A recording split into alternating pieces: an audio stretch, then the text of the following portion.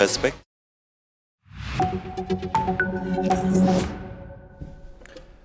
Hello and welcome. I'm Thomas Porteous and you're watching the World Report on NewsX World. Let's take a look at some of the top headlines of the hour. Ukraine says new talks with the US and Russia begin in Abu Dhabi on Wednesday. President Zelensky says Kyiv is ready for substantive discussions to end the war.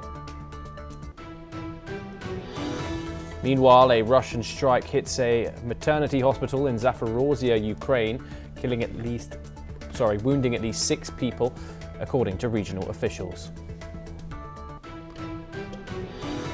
Iran's supreme leader warns a US attack would trigger a regional war. The warning comes amid heavy US military deployments in the Gulf. Pakistan says its security forces killed 145 terrorists after coordinated attacks in Balochistan. Officials call it one of the deadliest security flare-ups in years. President Donald Trump says the United States could work with a deal with Cuba. The comments come days after he threatens tariffs on countries supplying Cuba with oil. Israel says the Rafah crossing between Gaza and Egypt is reopened for limited passage. Only a restricted number of Gaza residents are allowed to cross. Nigeria's army says it kills a top Boko Haram commander and 10 other fighters. The military identifies the leader as Abu Khalid in Borno State. Slovakia's national security advisor resigns after US files show messages with Jeffrey Epstein. The move follows the release of millions of Epstein-related documents by US authorities. Iranian protester Erfan Soltani has been released on bail by the Iranian court. According to the Iranian judiciary, Soltani faced charges of colluding against national security and engaging in propaganda activities against the establishment. These charges, however, do not carry the death penalty. Earlier, there were reports from foreign media alleging that Soltani had been issued an execution order.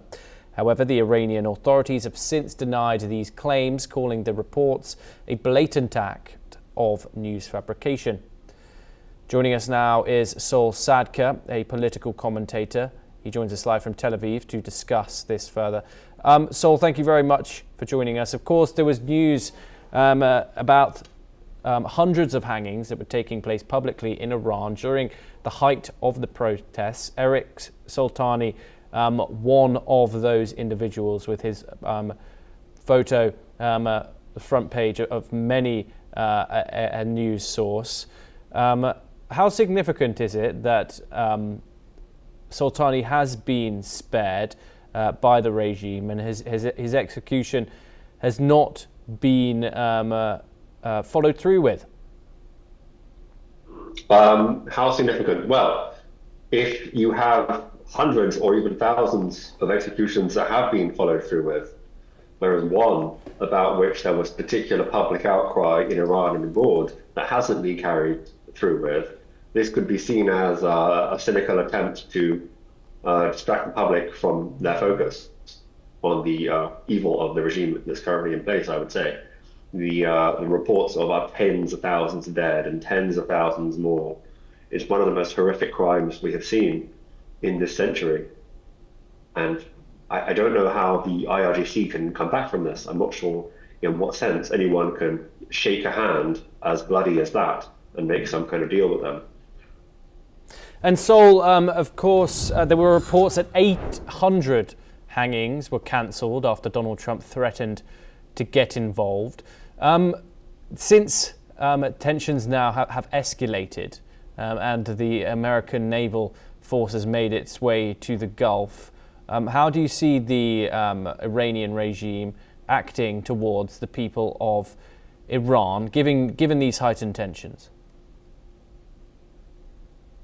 The 800 hangings that have been suspended, reports whether they have been suspended or not are disputed. No one really knows. The information coming out of Iran is very vague and unclear and contradictory, and everyone is trying to get their information across. and each side is calling each other liars.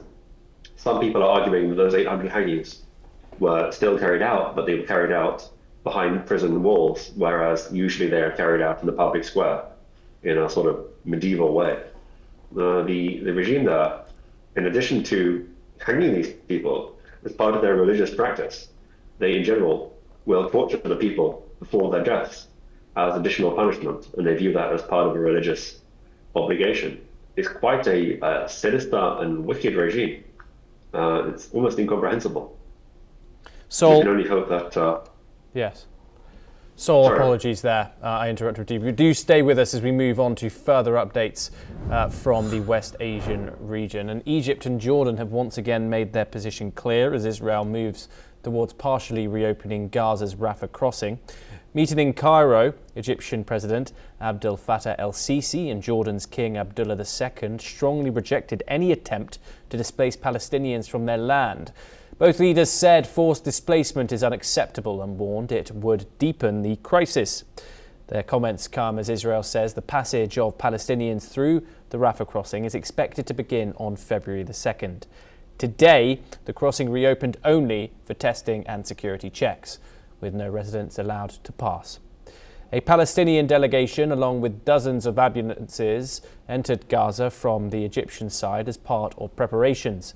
Israel says this limited pilot phase is being coordinated with Egypt and the European Union Border Assistance Mission.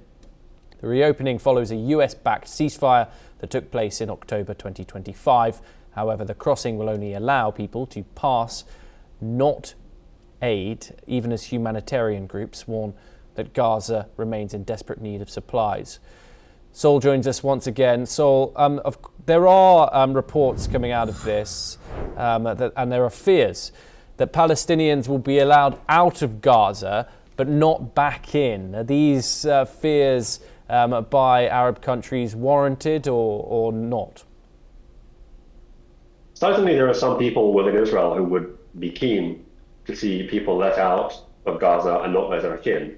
Yet the reality, of course, is that the people of Gaza, when surveyed, the vast majority are very keen to leave. And it's very hard to imagine there are many people in the world who, at this stage in the war, with vast swathes of the territory in rubble. And as you mentioned, humanitarian crisis that roils on, even though there is genuinely no shortage of food or water. Nevertheless, it's not a very fun place to live, as the people are trying to vote with their feet and get out. It's very implausible that many people will want to be moving to Gaza. There aren't many places in the world that are worse. I mean, where would they attract immigrants from? So certainly I would say the Israeli government would be wise to support the full opening of the Rafah crossing. And that would be the absolutely correct thing to do for the people of Gaza. They live in a war zone. They have been held there as hostages against their will, first by Hamas, but now also by the international community. Egypt in particular, who shares their border, because they see the presence of the civilians there as a thorn in the side of Israel and a limit on their actions. The Israeli army had to fight their way through Gaza while being extremely cautious about not harming civilians, and a large number of Israeli soldiers had to die because of that precaution. Also, many Arab states are well acquainted with the behavior of former Palestinian fighters when they come to other countries, and they do not want them in their countries. They have overturned the stability of Lebanon and Libya over the years. Okay. They are certainly not welcome in most Arab countries. But absolutely, the border should be opened and everyone should be free to come and go as they please. There's no...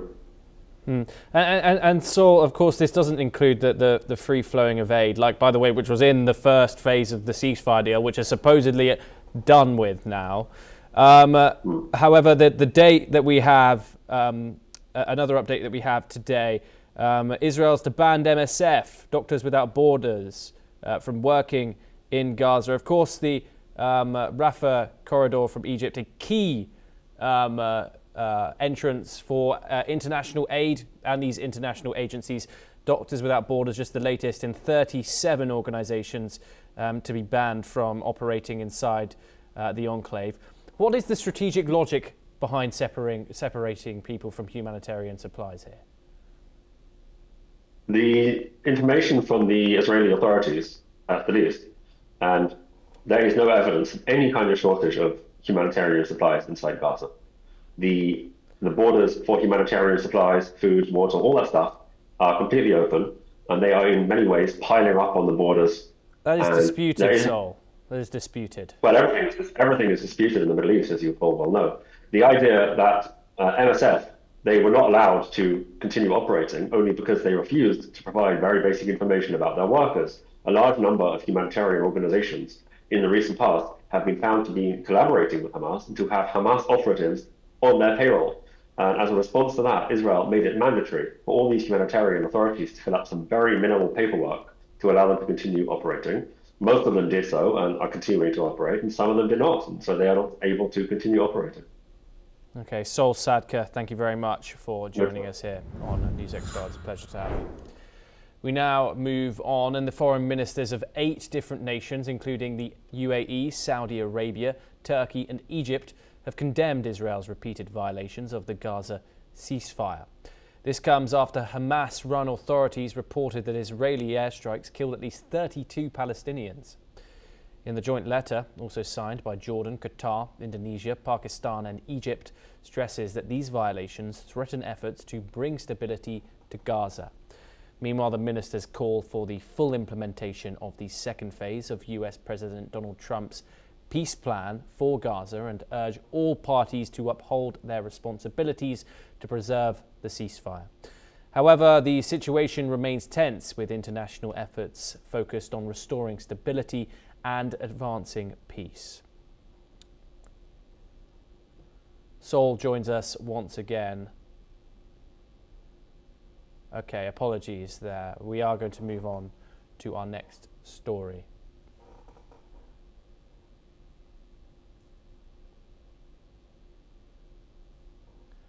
We now move over to the United States, and the US House Speaker Mike Johnson has stated that he believes that he has enough Republican support to end the partial government shutdown by at least Tuesday. The shutdown began after Congress failed to approve a deal to fund various government operations. Both Republican and Democratic lawmakers are working to ensure the ongoing debate over immigration enforcement does not disrupt essential functions. This marks a shift from last autumn's shutdown, which lasted 43 days and cost the US economy an estimated $11 billion. Johnson mentioned that they plan to fund all agencies except for the Department of Homeland Security, with a 2-week period for negotiations aimed at resolving the impasse. Matthew Verdum joins us now, an American journalist and author, joining us live from Washington, D.C. Matthew, thank you very much for joining us and taking the time. Sure. How big of a breakthrough is this, and what do you think of this agreement that Democrats and Republicans have come to, given the current bipartisan friction over current ICE operations? I think both Republicans and Democrats want to keep the federal government open for business, and this is why, this is why the Senate agreed a couple of days ago to fund government operations. The problem is the House of Representatives is not sitting at the moment, and members of the House of Representatives are scrambling to get back to Washington, D.C. to vote. Originally, I thought that Mike Johnson, the Speaker of the House, said the vote was going to happen Monday, but now apparently he says it's going to be Tuesday. So because only one chamber of the Congress has approved a temporary funding measure, several departments are shutting down, have shut down. The Departments of Health and Human Services, Defense, Education, Transportation, HUD, Housing and Urban Development, and Homeland Security. Only temporarily, but and only non-essential workers are normally affected by this kind of thing. The other people, and it's on a weekend, so a lot of these people wouldn't be working anyway. So the problem is, Monday and Tuesday, when the expected vote in the House happens, I guess those people will get a snow day. They'll get a day off, and they always seem to end up getting paid anyway. after the fact. So this is just a little bump in the road, and it's because the Republicans and Democrats are so antagonistic towards each other, they're really not getting along at the moment. But they don't want the government to shut down just over a disagreement over policies. So I think this will get ironed out on Tuesday, and then the government will be funded depending upon which kind of a deal is reached ultimately. And Matthew, of course, last autumn's shutdown cost an estimated $11 billion. It was the longest in US history. Do you think lawmakers in their current state are taking the risk of another shutdown seriously enough? Yeah, I think they're taking it seriously, but lawmakers are not the most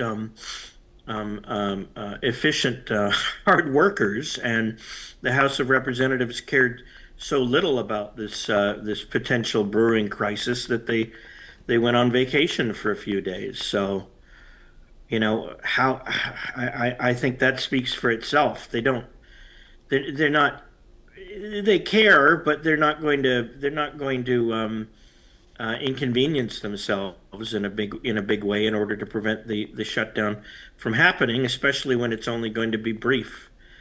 So, and as for the $11 billion figure that the economy lost, I'm not even sure how they calculate that, how they would even know. And in the scheme of things, compared to the total size, the massive size of the U.S. economy, $11 billion is nothing. Yeah, so I think this is much ado about nothing, and it makes for good, interesting topics to talk about on news shows like this one. And, it's fine for people to ruminate on these things, but I really don't think it's that important in the long run, unless it continues and goes on like the last one did for 43 days. Okay, Matthew Verdum, thank you very much for joining us. Of course, it's always a pleasure to speak to you here on the broadcast. We now move on to our next story, and polling stations have opened in Costa Rica for the general election, with voters heading to the polls to decide the future of the centre-right government. Laura Fernandez, the current President Rodrigo Chavez's protege, is leading in the polls with over 40% of support. Fernandez has pledged to continue Chavez's tough stance on security and his anti-establishment message. Her main competitors are Alvaro Ramos, a centrist economist, and Claudia Dubles, a former First Lady. Both candidates are polling in the single digits, but could possibly challenge Fernandez in a potential runoff if she does not reach the 40% mark. Moreover, Fernandez is also aiming for a supermajority in the 57-seat Legislative Assembly, pushing for 40 seats to secure the power needed for constitutional reforms. Let's listen in to her recent statement on the poll results. Mi prioridad número uno es ganar en primera ronda y con muchos diputados. Sobre el gabinete, después lo veremos. Meanwhile, voters arriving at the polling stations have stressed the importance of maintaining the country's democratic traditions. Let's listen in to their reactions. Sí, fui la primera de mi mesa y estoy muy contenta. Espero que con eso se reduzca el abstencionismo y que la gente sea consciente de que tiene que aprovechar esta oportunidad. Yo pienso que es una oportunidad inmensa, inmensa para mantener nuestra democracia. Costa Rica ha sido un país muy beneficiado en ese sentido. Entonces, todas las personas debemos, indiferentemente de su color político, debemos venir y aprovechar esta oportunidad que no la tiene otros países. Sobre todo un diálogo mucho más conciliador, con mucha más educación, ¿verdad? Mucho más concentrado en los valores costarricenses, ¿verdad? Un diálogo amable, sencillo y lleno de paz, sobre todo. A teenager injured in the fire that engulfed a Swiss bar during New Year's celebrations has died in hospital, taking the death toll to 41. The death was announced a month after the inferno at the ski resort of Crans, Montana. Besides those killed, another 115 were injured, most of whom remain in various hospitals. Among the dead are 23 Swiss nationals, including one French-Swiss dual national and 18 foreigners. They include 8 French nationals, including a French-British-Israeli girl, 6 Italian teenagers, including an Italian Emirati dual national, and 1 Belgian, 1 Portuguese, 1 Romanian, 1 Turkish national. We turn to Latin America next, and Venezuelan human rights activist Javier Tarazona has been released from prison after more than 4 years behind bars, marking one of the most high-profile prisoner releases in Venezuela's ongoing amnesty process. Tarazona was arrested in July of 2021 on charges including terrorism and conspiracy. His release comes as part of a broader initiative under Venezuela's interim leadership that has seen over 300 political prisoners freed since early January. Furthermore, the government has announced plans to convert the notorious El Holocide detention center in Caracas into a facility for sports and social services. However, rights groups continue to push for the full release of detainees and the removal of unjust charges.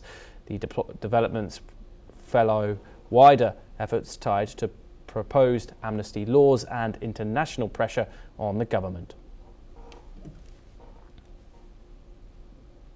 Well, that's all that we have time for this hour. Keep watching NewsX World for more international news updates.